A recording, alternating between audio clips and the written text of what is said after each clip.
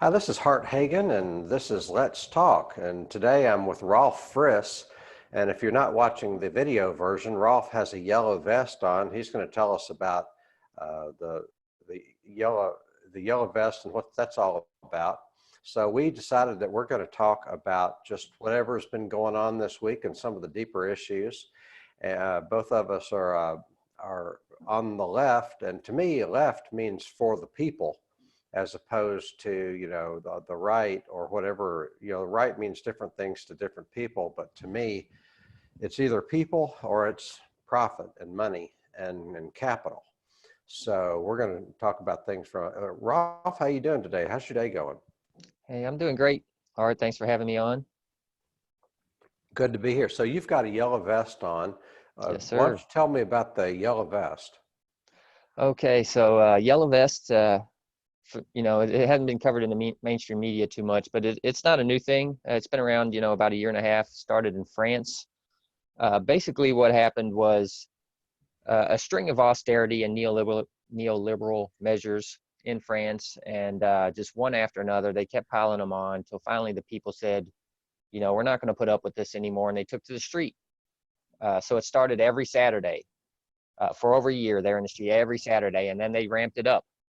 So you start seeing it Saturdays, Wednesdays, Saturdays and Tuesdays, basically all throughout the week eventually, and they just stayed in the streets, and fighting for their rights. You've seen it, kind of branch out all over the world in over 20 countries, a few cities here in the States. Um, and it might be the way forward for us. For me, at least as far as federal politics go, I've kind of lost faith with that. I don't really see a way forward. So I think maybe the yellow vests or something like that is probably going to be where we need to go next in the progressive movement. So to me, what yellow vest symbolizes and is economic rights, economic power, as opposed to, for a long time, the Democratic Party has tried to distinguish itself from Republicans solely on social issues and cultural issues, uh, like, where they have a different. So what do I mean by that? Help me fill in the blank. Cultural issues versus economic issues. What are we talking about there? Well, everything leads back to economics. We all have our issues that we gravitate toward, but when you trace it all back, it starts with economics. The social issues, they're important as well. Um, but in my belief, most of those social issues are caused by economic issues. So social issues, we're talking about, minority rights, women's rights, um, even stuff like mass surveillance, incarceration, these kinds of things, all very important issues. And I think that's where they kind of divide us as far as Republican, Democrat, is they want you to pick a side of social issues. Abortion's a big one. You bring that up, and people are instantly at each other's throats. Um, it doesn't seem like we could have a good conversation about that from opposing sides anymore. But at the end of the day, for me, it's all about economics. All these issues, we can solve most of them if we can take care of our economic system. We're just in the wrong system. Right. We had a system that maybe 150 years ago seemed good at the time, but that system is past. But the people who are invested in that system, the moneyed interests, they are invested, so they don't want to move on, Well, let me and it's share holding us with you. back. It hurts. Uh, Go ahead. Let me share with you kind of a rhetorical question that I have. What did Barack Obama do for Black people? What did Hillary Clinton ever do for women? What has Nancy Pelosi done for women? Any minuscule thing they've ever done for women is far outweighed by the harm of the policies they have supported on the Yes. economic side.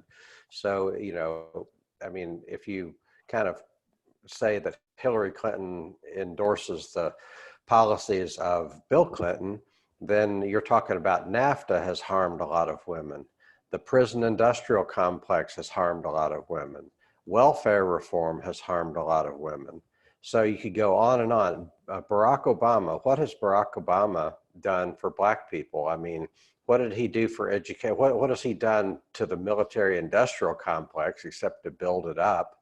Uh, what did he do for mass incarceration? Uh, you know, so anyway, I He just had the think they, bathroom bill. yeah, well, oh yeah, That's the one thing that he had, and right. nobody was really asking for that even. Or look at Uh, healthcare. Barack Obama had so much political capital in 2008. So he was elected right when the 2008 crisis hit, the mortgage crisis, and the economy went down. So he could have been the next FDR. I've said that if I could be anybody in history, I would want to be Barack Obama in 2008, 2009. He had a golden opportunity and he lost it because he didn't, arguably he didn't even believe in the policies of FDR. I mean, he could have held the bank's feet to the fire. He could have split up the banks. He could have. He chose to save the banks instead of saving people that had lost their homes, their jobs, or their pensions because of the crisis. He could have gotten us real health care as he could have been opposed the to guy that he ran Obamacare. as Yeah, in the first right. term. Yeah. Exactly. He and Bill Clinton both. They ran as an FDR Democrat, and then within a couple of years, you knew that they didn't believe any of that stuff, and they got 6 more years to waste our time and to be a Republican with a D in front of their name. Yeah, it's and tying that back into the social issues, these are what the both of the parties are using against us, and so they pick and choose when they want to use these things. And the Democrats are especially bad at that here recently. So, few examples like the Me Too movement. You got to believe all women, right?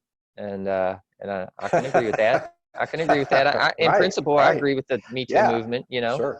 Uh, but now we have a Democratic candidate running for president. He's receiving allegations, from Tara Reid, and now suddenly we can't believe her. But last I checked, we're supposed to believe all So women. tell that story. Pretend I don't know anything. What's that all about? What happened? What allegedly happened? Uh, Basically, he was, she was a former staffer, I believe, and he kind of pushed himself on her one night, and she alleges that he penetrated her with his fingers, and so she had tried to come forward with this and was basically rebuked, by the Me Too movement. She went to Time's Up, the organization, which is big in the Me Too movement as well. And they basically told her that they can't do it because something about their not-for-profit status, and he's a candidate. Yet that's what they were supposedly, formed to do, was to go after people like that. But we can't go after Joe because Joe's running against Trump, but Trump, right? No matter what the other person does, but Trump, we got to get Trump out because he might be a rapist and a sexist. So we got to get him out with a possible rapist and a sexist. So it's that kind of thing, but it's not just that with the Democrats. We can even go back to like the squad. So, talking about the squad, AOC, Omar, Tlaib, Presley, they get elected, and the Democrats pump that up as like women of color, young women of color. This is what the party's all about. This is great. Then they get into Congress, speak up against various issues, such as the Israel-Palestine issue. I think a couple other issues, various issues they spoke out against, but they weren't in line with the DNC on those issues. Then all of a sudden they're getting smeared by Pelosi, by the DNC, by the establishment media. And again, it's like, but it's, what kind of party are you? You were just propping up the squad. Now you're smearing the squad, and not just critiques on the policy, but, actual smears against them as people. So it's just weaponized. They want to support all women, but would they support a Sarah Palin? Right. She's a woman. Michelle Bachmann, Yeah. Joni Ernst, would they support these women? Mm-hmm. I'm not defending, the policies of these women. I'm just saying it's very pick and choose. We support women if you're a neoliberal Democrat. We support minorities if you're a neoliberal Democrat. But step out of line, and then suddenly they don't support you anymore. And that's the weaponization of these type of policies.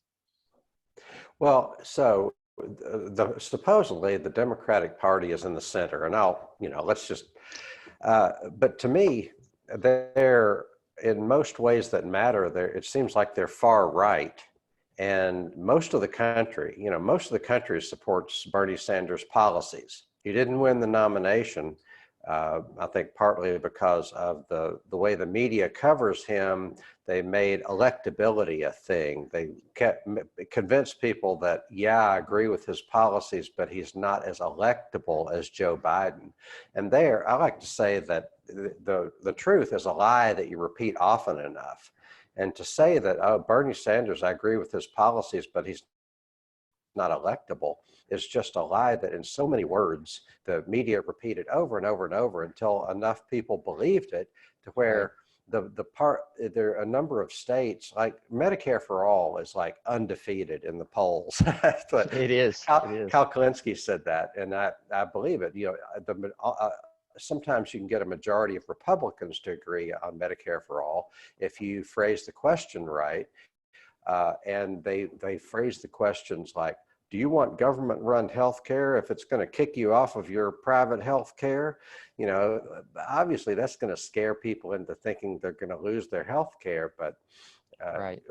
Where was I going with that? Oh, the idea that the truth is a lie repeated often enough. So how do we get to this place where the Democratic Party is like, in essence, it's a far right party. There are very few Democrats ever that have been further right than Joe Biden.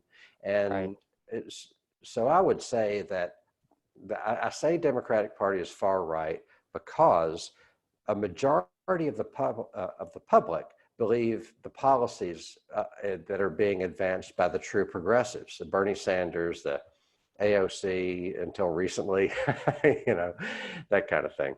Right. And you can see it with the Democratic Party going right. You can just look at the policies, ramping up in mass surveillance. That happened under Obama. He passed that on to Trump, that ability. You can look at the mass incarceration. You can look at, under Obama, we went from 2 wars to 7 wars. Under Obama, when we had Standing Rock and the No DAPL movement, he said, let's just stand by and watch what happens. Paraphrasing there, but that's basically what he said. Right. Yeah. We're gonna let this play he itself said, out. we'll see how it plays out. That's we'll what see he how said. it plays out. Yeah. So let this play itself out. That was it. So, we see these kind of things. We even see like some anti-abortion Democrats around the country now too, popping up here and there, and the establishment is propping them up now. That's supposed to be a core tenet of being a Democrat is pro-choice. Mm-hmm. Yet you want us to support these guys for Senate and for Congress around the country that don't support that all of a sudden. Why are we doing that? Just because there's a D there. Right. If I was going to do that, why wouldn't I vote for somebody with an R behind their name? But if you criticize the Democratic candidate or the Democratic Party, then you're for Trump. Hashtag Trump lover. You're a Trump lover if you don't give your unconditional support to the Democratic Party and the Democratic nominees. Well, I don't support either, but I feel like by that token, by me not supporting Trump, Biden is somehow getting my vote by their logic. So I'll go with that. It can go both ways. Right. I love using that response, and then I get, well, that's not how elections work. And it's like, well, that's not how elections work when you were describing it. So yeah, it's a binary choice. You have 2 choices, damn it. And they get to define what it means to be on the left. It's like voting. It's almost like, you live in a neighborhood with 2 mob bosses fighting, and you and your neighbors have to support mob boss A. If not, mob boss B is going to come terrorize you. Yeah. But when mob boss A terrorizes you, he does it with a little bit of a smile, and you feel a little bit less uncomfortable. So absolutely do not vote for neither. You have to pick A. He smiles a little bit. So, you know, you don't want to get terrorized by this guy who doesn't smile, because that would just be terrible. Yeah. So that's kind of what it feels like, is, you know, an arbitrary choice of one and the same. I like saying, Jimmy Dore did the greatest takedown of Barack Obama the other day. So Barack Obama endorsed Joe Biden, and there's about a 12-minute video in which Obama, you know, talks about why he's endorsing Joe Biden, what kind of person Joe Biden is, It's a and sickening video. Yeah, I watched oh, it. it is, Made and my it's like stomach turn. it's one lie after another. People need to see the truth versus the fiction. They need to see the rhetoric versus the reality. I mean, for him to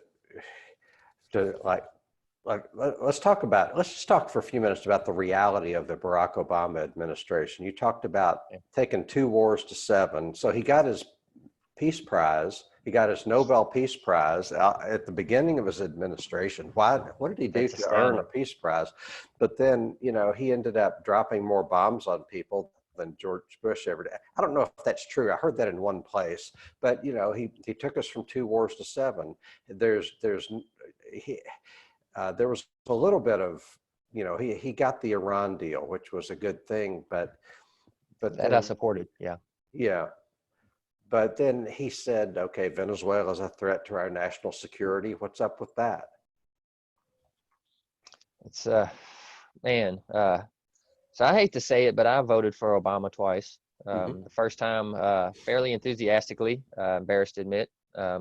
Second time was more of a hold your nose situation. If I had it to do over again, I would have voted green both times, for sure, knowing what I know now. But what I do know now is, you know, he had a kill list to go with his Peace Prize. Hmm. He Yeah, he he kept deported, his kill list right next to his Nobel Peace Prize. right? You know, because He okay, what goes deport. better, you know, what goes Right, better with a kill list? right. Uh, Okay, you talk about deportations. Talk about that. yeah, so he was mass deportations. Didn't he have a nickname for that? Didn't they call him like the deportation king or something Oh like that? yeah. Uh, Okay. so basically what Trump is doing, but of course the media never said a word. And you know, but then it was an outrage, you know, when Trump came in, and it is an outrage. Don't get me wrong, it is. Kids in Right. cages is an Right. outrage, but it's Right. not suddenly an outrage. It was an outrage before Trump, and when Trump came in and didn't do anything to stop it, then it's an outrage. So you know, it's funny. You hear both sides. You know, Obama supporters complaining about Trump caging children, Trump supporters blaming Obama supporters and this and that. And it's like, well, Obama did it. That's on him. Trump's doing it now. He's had plenty of time now to stop it. So you can't blame Obama anymore. It's on him now. He's had the years to take care of it. So you know, and Biden's going to continue it. If he wins, he's going to continue the same thing. We're not going to see a change. And of course, if Trump wins, we're going to get more of that. Uh, but it's another false choice. You know, kids in cages. Well, you got to vote for Biden to keep the kids out of cages. But Biden was in the administration that started keeping kids in cages. And Biden was in the administration that gave us Trump. Biden was in that administration that took us from 2 wars to 7 wars. Biden is the guy who wrote the Patriot Act. Uh, you know, He was a um, cheerleader for the Iraq War. NAFTA, He so didn't. on. Yeah, he didn't just vote for the Iraq War. He was a proactive. He was a cheerleader for the Iraq War. I Right. mean, you would never know he's a Democrat unless you know the reality of Democrats. But you would never know he wasn't a Republican by the Right. way he frothed at the mouth and cheerleaded the Iraq War. Like Saddam Hussein has these weapons of mass destruction. We need to go in and take him out before he takes us out, that kind of thing. All the lies that the Bush administration was putting out there. Right. And it just continued, you know, it's like a handoff, you know, when you see the Olympic, it's that 4x100 and they pass the baton. It's just one president to the next, just Right. passing those wars on, passing on that military industrial complex, you know, just handing it off and running with it. Yeah. And, you know, if Biden does win, you know, Trump will be running down the lane and he'll hand that baton right off to Biden and he'll run with it. Right. Um, So Michael Parenti talks about this some reporter that he knew, this distinguished reporter, commentator, and he was kind of poking a little fun at him. And he was saying the guy's name was Scotty, and he said Scotty liked to talk about the differences between, say, Bush and Reagan. But that was back in the day. But uh, instead of talking about the differences, you should talk about how they're the same. Bush, Reagan, Clinton, Bush too, Obama, Trump. Stop talking about how they're different and talk about how they're the same. Because there I, is very little difference. Let me remind our listeners, if you're just joining us, this is Hart Hagan and I'm with Rolf Friis, and we're on a show called Let's Talk. And today we're talking about the events of the week and the background behind the events of the week from a, we could say from a leftist perspective, but I'm not apologizing for a leftist perspective. It's like it's almost like this is where reality leads you. Right. Reality is radical. It's like Nice. the mainstream news is that's where you go when you've been thoroughly propagandized and indoctrinated. I Yes. made an old friend of mine mad recently when I said that Americans are the most propagandized people in the world. He said something about North Korea, and I said, okay, you got me there. North Korea is more propagandized than we are. But those people in North Korea they're being surrounded by force. We have this supposedly free society. And when you can't control people by force, you have to control what they think.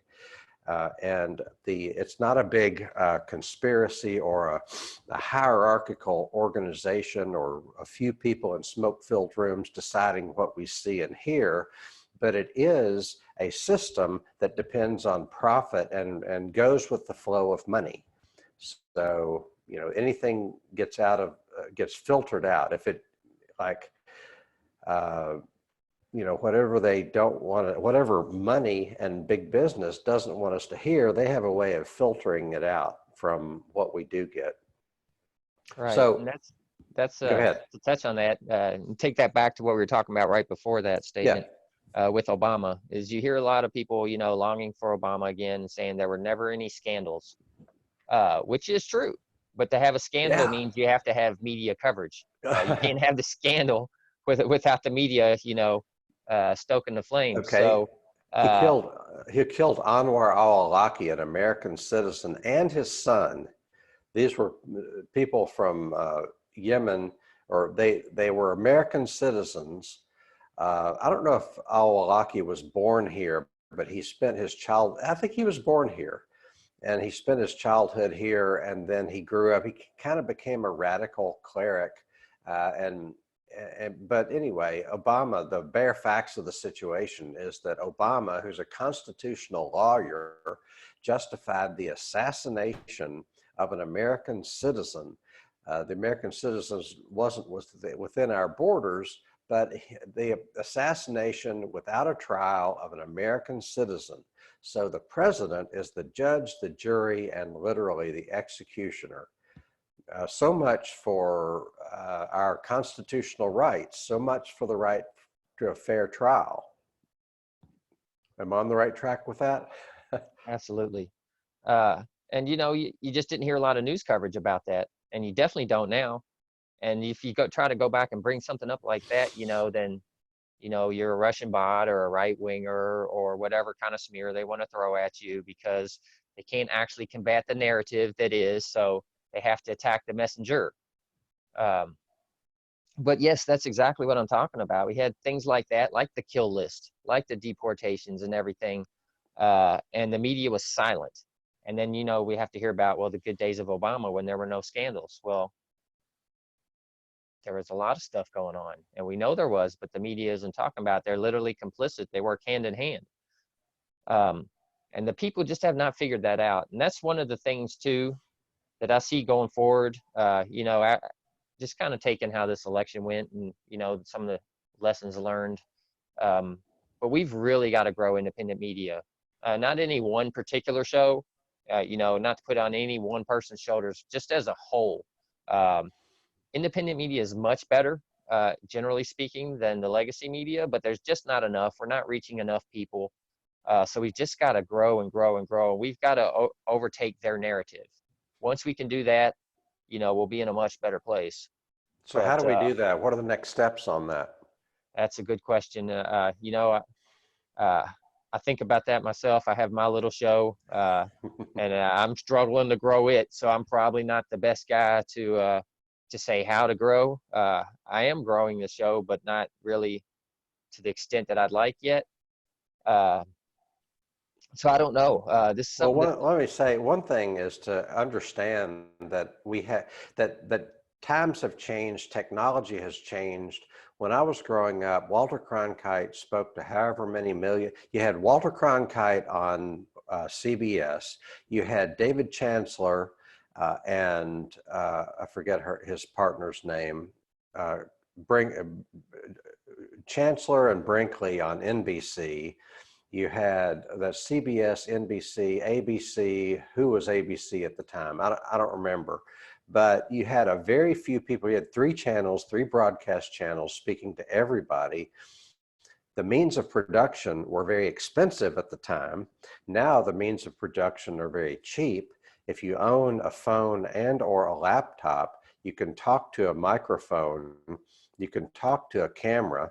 Everybody's on Zoom these days. So the thing to do is to realize that you have something to say and there are not any technological or economic barriers to getting your voice out there. And if I think back to Walter Cronkite, I mean, if he can do it, you and I can do it, yeah. I mean, he wasn't terrible, but he just, we're not talking about somebody who's uniquely brilliant.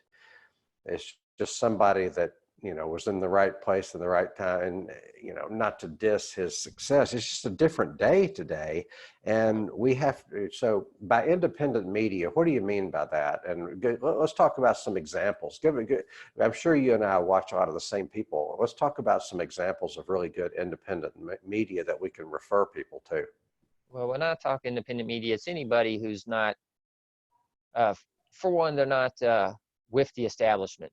So, talking about these legacy media, legacy media, that's exactly it. They have a legacy. They've been around years. Independent media is fairly new, mostly through the internet.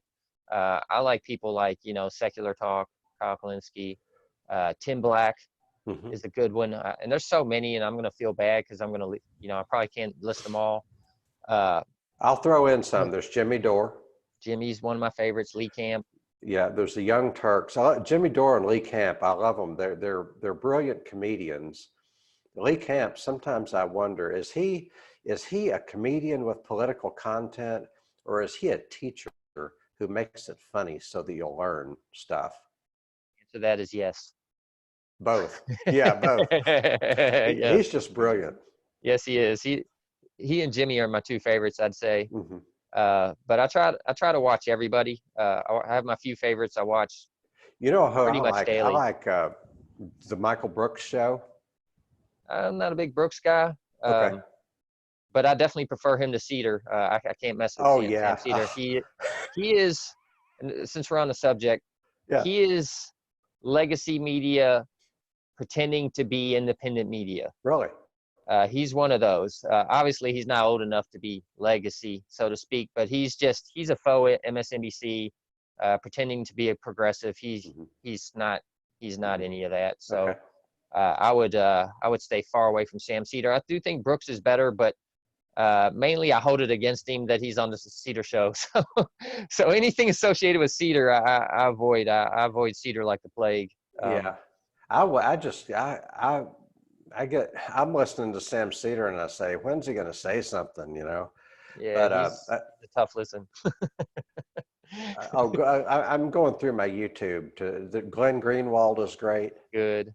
The whole Gray Zone is Oh yeah, amazing. Max Blumenthal. Who else is on Gray Zone? They're the best outlet right now. Ben Norton, Anya No, Parental, Aaron Matei. Yeah, Anya and Aaron Parental. Matei. Aaron Matei. He's probably our best dude right now in journalism as of this generation. Yeah, and Uh, Jimmy Dore and Aaron Matei were like the two people, and probably Max Blumenthal were like, they're among the few people in the whole country that didn't buy into the Russiagate crap. yeah, and that's important. And Aaron Mate is probably the best one on that. He's broken it down better than anyone. And Yeah. yeah, that's who I direct people to when they still come at me with Russia stuff.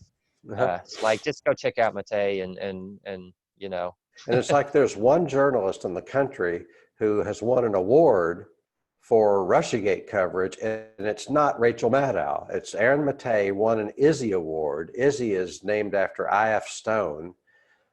So, I.F. Stone was a great independent reporter in his day. He worked out of his basement. He had a newsletter, but, I.F. Stone, a great independent journalist. Anyway.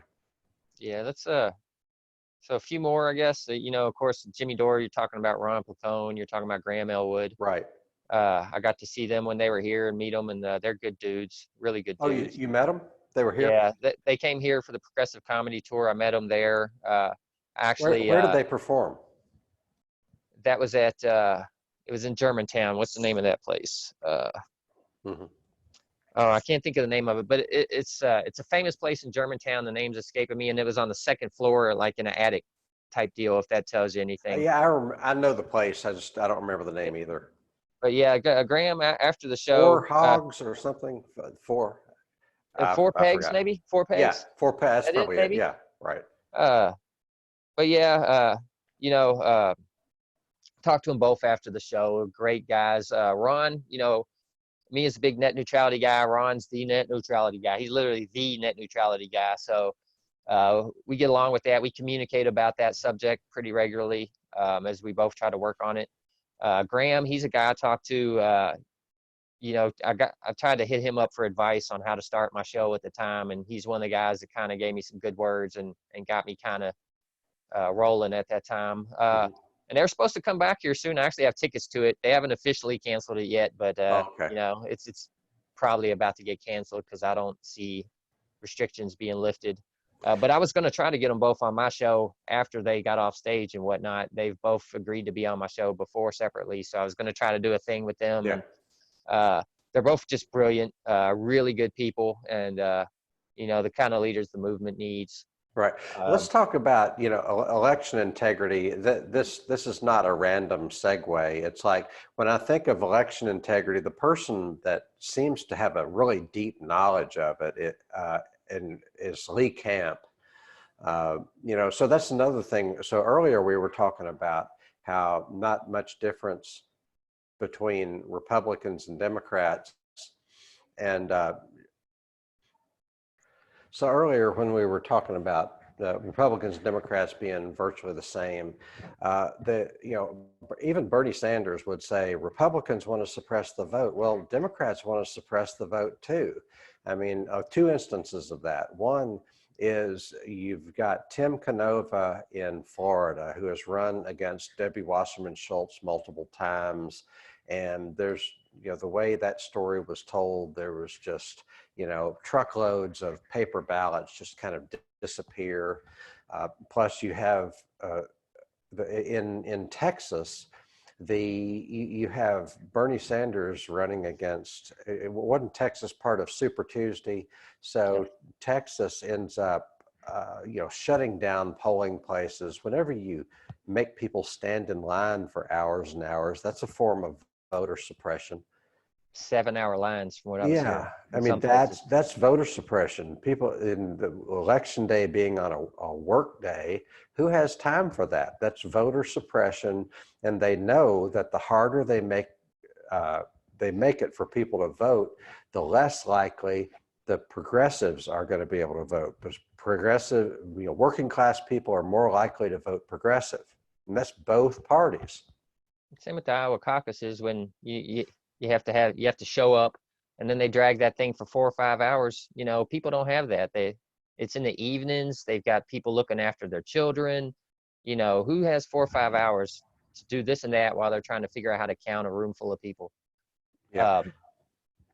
But the Tim Canova thing, that was just two elections in a row Yeah, let's where talk they about just that. What happened? okay. So Tim Canova is Broward County, Florida, Southern Florida. It's Miami, essentially. Ran against Debbie Wasserman Schultz, first time in 2016, same year as, Hillary Trump. And Debbie Wasserman Schultz was big in the Hillary camp. Well, they rigged that election.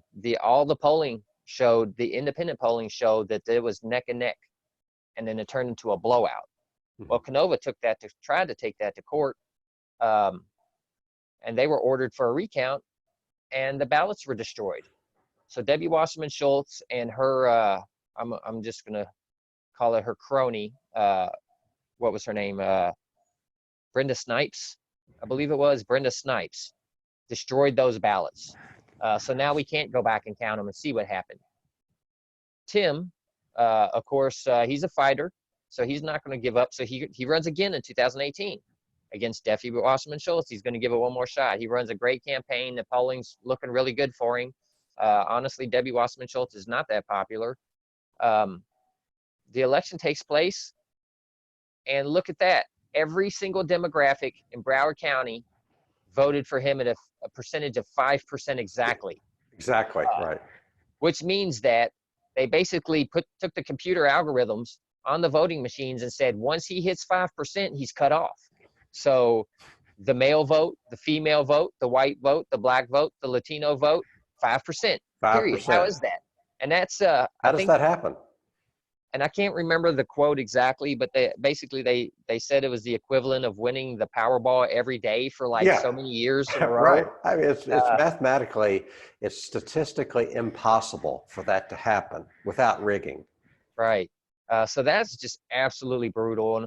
And it's just heartbreaking to see that kind of thing, to know that there was no election. If they have so much control over these machines, you would think that they would build something into them to make it not so obvious that it's been rigged.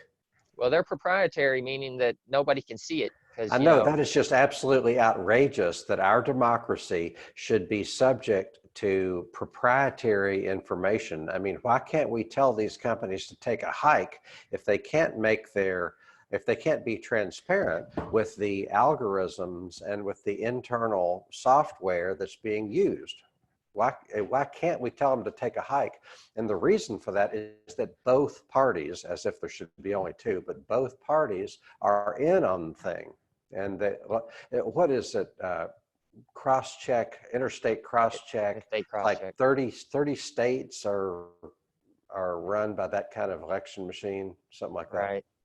And I don't know if you saw at DEF CON, if you're familiar with that, basically a hacking, what's the word I'm looking for? It's a yearly hacking convention of some sort, type of thing. And an 11-year-old cracked the voting machine in 12 minutes. Right. Or maybe it was a 12-year-old in 11 minutes. Either way, yeah. somebody really young got through it really fast. So we know these things are happening. So these machines are easily hacked. They're not doing exit polls. Exit polls tend to be accurate within 3 or 4%. But if you don't do exit polls, I mean, who does not want exit polls? The people that are in on rigging the thing. Right.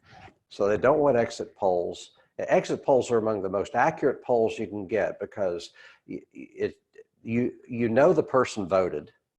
And usually they're not going to lie to you about how they voted. Exit polls are famously accurate to at least within 3 or 4%. So when you have the exit polls that differ from the actual vote by like 8% or double digits, you know something's going on. Right. And you have that happens over and over. Polls in their primaries are under a percentage. So, but you have various states here in the Democratic one that just happened. We had one that was plus 26 for Biden in Vermont, I believe, had a plus 15 in another state. All of these way over the margin of 3 to 4%, which, the United Nations considers basically not a real election. And it was state after state, and it's always benefiting the establishment. Every single one of these things has benefited the establishment. Yeah, if it was an honest error, it would break one way. Either way. Yeah. It'd break toward the establishment, away from the establishment. But if the errors are always for the establishment, they're not errors. Exactly. That's how it's meant to go down. So, and that we witnessed a lot of that here in this election. You know, we saw a candidate that was dead in the water, couldn't barely scrape up 10%. You know, just getting people are saying that, you know, how much longer is he going to be in the race? And then overnight, he's winning with blowouts. You know, I guarantee you there's a lot of that in those proprietary software that had a lot to do with that. But this is the land of the free, home of the brave. We're the oldest democracy, and we're spreading democracy all over the world. How dare anybody suggest that we have problems with voting? Yeah, no way, right? I mean, if we had those exit polls in Venezuela, could you imagine the media furor? Or in Russia, could you believe how bad? Yeah. Imagine if Putin won and had a plus 26 difference over the exit polling. Could you imagine? You'd never hear the end of it. We'd be sending bomber planes over there right now. So it's unbelievable. But over here, it's just like, shh, never happened. You're just a conspiracy theorist. Don't look at the man behind the curtain. How can they call Maduro a dictator? You know, I mean, they call Maduro a dictator, which means obviously he wasn't fairly elected. So we're talking about Venezuela here. Now, let me just cut to the chase. Venezuela has better elections than we do. Nicolas Maduro has been duly elected in election repeatedly. Chavez and Maduro were elected in better elections than our elections, and we're telling them that they don't have a good enough democracy, like we're the judges of who does and doesn't have a good enough democracy. Right. And we're going to keep judging their bad democracy until they elect the guy that we want in there. Yeah, that's what it is.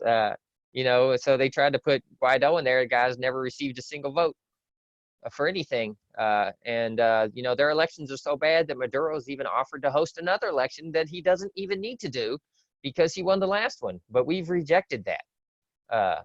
Let's talk about that in just a minute. I'm going to, this is Hart Hagan. If you're just joining us, this is Let's Talk with Hart Hagan and Rolf Friis. And we're talking about, you know, whatever comes up in the political realm. And we were just talking about Venezuela. So, Rolf, who is Juan Guaido? I mean, isn't he? Okay, for one thing, Juan Guaido was given a standing ovation with both parties at the State of the Union address. Both parties agree that he is the president of Venezuela. So what's the problem? The problem is he never ran for anything, never received a single vote. And, you know, 3/4 of the governments in this planet recognize Maduro and not him. And the quarter of governments that do recognize Guaido are, you know, the Colombias of the world, the Canadas of the world, basically our partners in crime. Yeah. With the United States, and we told them, you know, Guaido's the guy. And but you know, when when we said that Guaido was the rightful president, 81% of Venezuelans did not know who he was. Right. Nobody had any idea who this guy was. But this guy, he's a guy that went to George Washington University. You would think that somebody that won the presidency would have some more name recognition, have more than 20% name recognition. Right. So he went to George Washington University. Are you saying he's some kind of trust fund baby or something? No, I'm just saying he's in with our intelligence agencies. Yeah. It's been a while since I've looked at you know, I don't have all the facts in my head right at this moment, but, you know, he basically, he has a lot of connections. Let me put it that way. And I used to know him. I can look it back up, but, you know, he's tied to people in our intelligence agencies. And it just kind of, I think, you know, the relationship was set in motion a long time ago. You mean our intelligence agencies aren't there just to protect us? I mean, I thought intelligence agencies were going all over the world, sniffing out people that are an actual threat to us, you know, putting their own lives on the line to gather intelligence so they can protect us and protect our freedoms. That's what they say. I don't know that I've seen that. I mean, we do a lot of coups. Put it that way. We've done a lot of coups over the years, and that was from our intelligence agencies. Let's talk about I don't trust them at all. I mean, I don't trust them at all. Like 6 months ago, Bolivia was, you know, all of a sudden we don't have a all of a sudden there was a coup in Bolivia, or we're calling it a coup. I'm calling it a coup. But It there, was a so coup. you got Bolivia. 10 years ago, you've got Honduras. Yeah, that was a coup. Hmm. And that was under Obama. That was in the Obama administration with Hillary Clinton as Secretary of State. And they refused to call it a military coup because that would mean we had to cut off funds to them. But the popularly elected, who was it? Alayas, I forget the name. Azel, I forget the name of the Uh, president, but there you was were a close the popular, first time. I right? can't think of it right either. Emmanuel Zelaya, Zelaya. That's doesn't sound quite right, but it sounds okay, really close. right.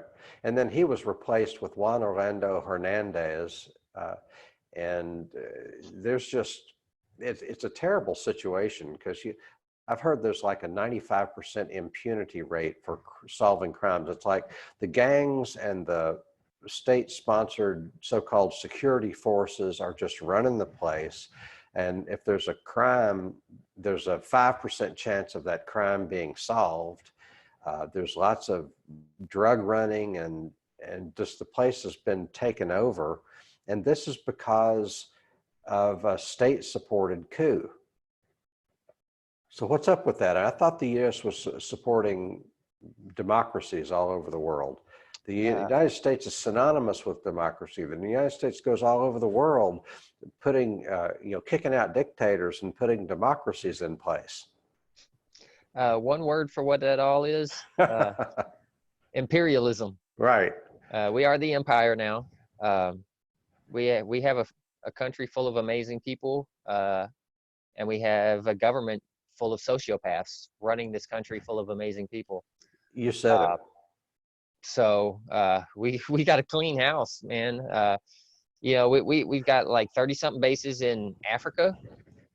Why do we have that? Why do we still have bases in Japan and Germany? Last I checked, World War II was yesterday. Oh no, wait a minute, that was in the 1940s. Mhm. Why are we still have bases there? What's are all the Nazis still running around Germany from that time, or maybe they've gotten old and died out? What are we protecting from over there? Uh, we've got, what is it, like 27 bases surrounding Iran? Yeah. No, Uh, Iran made the mistake of putting their country in the middle of all of our military bases. didn't they though? Didn't they know? I mean, they should have seen our bases there. So that's just rude. I know. They're being aggressive toward us by Yes. putting their country in the middle of our military bases. Yeah, their existence is very aggressive, just Right. existing over there and all. Um, but it's an empire,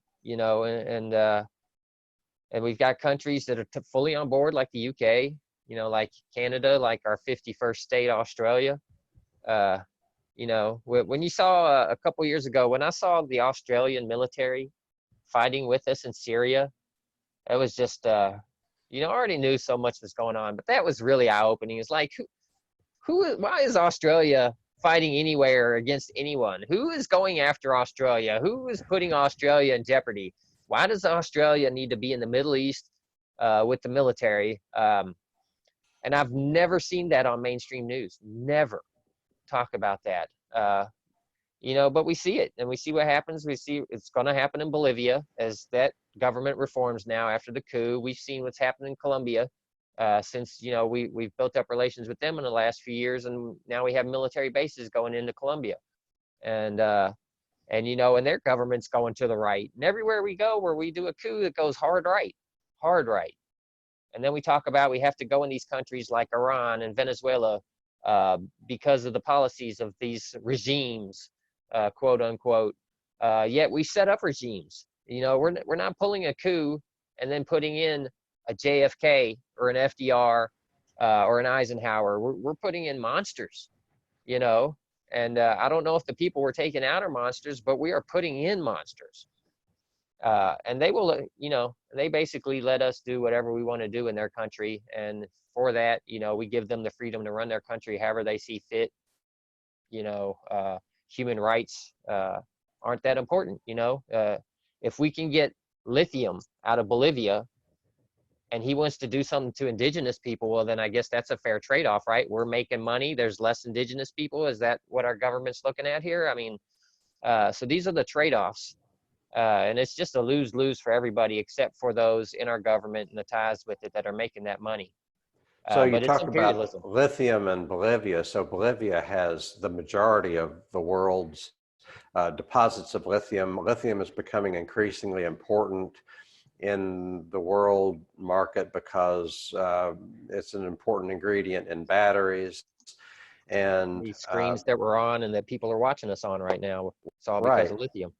So if Bolivia were allowed to have a leftist government, then the people would share in the proceeds of that mining. But if it's a US controlled right wing government, then the big corporations, the US corporations and a few cronies in Bolivia get to get most of that profit and wealth and deprive the people of it. I'm just saying. And so Nicolas Maduro, a couple of weeks ago, the Southern District of New York put a price on the head of Nicolas Maduro of Yeah. $15 million. So he's a Venezuela president, duly elected president of Venezuela. And they said he's a drug trafficker. Well, if you want to find drug traffickers, look at Colombia, And not Honduras. Venezuela. Yeah, in Right. Honduras. Look at if you want to find drug traffickers, look at the countries that are controlled by the US. Look at our so-called allies. Right. And Venezuela's ramping up again. Like you said, they put a hit out on him. But then we also tried to pull, I guess, another soft coup with some sort of commission or whatever down there, where we're like, we're going to set up this commission, and it's got to be this way and that way, and Guaido will be there, and you'll have a role in this and that. And Venezuela said, no, thank you. You don't need to be in charge of our new government or anything like that. And so what do we immediately do? We send a bunch of warships right down there to surround the country now. So who knows what the next step of that is? I mean, we Yeah, can pretty so much guess when there's we've warships circling. we've got a worldwide pandemic, and Venezuela and Iran are only two of the dozens and dozens of countries that we have sanctions on, but they're the most obvious. And it's like, if human life meant anything, it would be obvious that we shouldn't be making war or having sanctions or military war against anywhere, anytime. But in the midst of a pandemic, it compromises the ability of our military and the civilians in other countries. It compromises everybody's ability to take proper precautions against the virus. Who doesn't care what country you're from, what you're a Exactly. citizen of? Doesn't care if you're socialist or capitalist or whatever. Never seen a racist virus, so yeah. Right. It's yeah. Um, they're using the pandemic, to do these kind of things under the cover of night, so to speak. Again, no mainstream media coverage. Who's talking about all the warships running around Venezuela right now? Mhm. Meanwhile, Maduro's actually been doing a good job during the pandemic, despite having, the crushing sanctions there that really limit their options. Their people are housed and fed right now, and they're dealing with the virus better than we are. Yeah, So yeah, and you have Cuban doctors like Cuba, Venezuela, and Nicaragua are the three supposedly socialist countries in Latin America that all administrations like to vilify. Cuba has a pretty darn good healthcare system. They have better outcomes. They have amazing health outcomes and an amazing doctors compared to our healthcare system with all of the advantages and benefits we have. Meanwhile, for 60 years, there's been an embargo on Cuba, and their doctors are going all over the world helping other countries during this pandemic, like Italy. and helping Venezuela. And Venezuela and Cuba both have pretty darn good health outcomes in terms of the number of coronavirus cases and the number of deaths resulting from it. With Cuba, we're talking about the number one healthcare system in Latin America. That's where everybody goes to school to train their doctors. We're talking about they have, you know, an HIV treatment. We're talking about they have a lung cancer treatment, and they're Americans who have to risk, uh, risk prosecution to try to get this treatment for lung cancer from Cuba, because once again, we're not the best of friends, but it's legit. So Cuba has a lot of problems, but healthcare is not one of their problems. They are doing it better than we are doing it right now. Yeah. Well, I've been told all my life that Cuba, Fidel Castro was a dictator. There's just, don't believe half of what you hear on that stuff. Yeah, What else you want? We got about 4 minutes left. What else do you want to talk about? Well, 4 minutes. I just want to say, enough is enough. We've seen these last two presidential elections, and it's time. We should have started a third party after 2016. That was the time. Bernie should have walked out of the convention, started the party. It didn't happen. Now we're behind. But it's pretty obvious if you're paying attention at all. We cannot get anywhere through federal elections. It is not going to happen.